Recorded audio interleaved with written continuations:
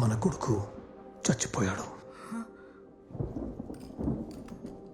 Michael, నీకు దానికి నేనిచ్చే చావుని బట్టి ఈ నిమిషం నేను పడే బాధ నీకు తెలుస్తుంది మైకల్.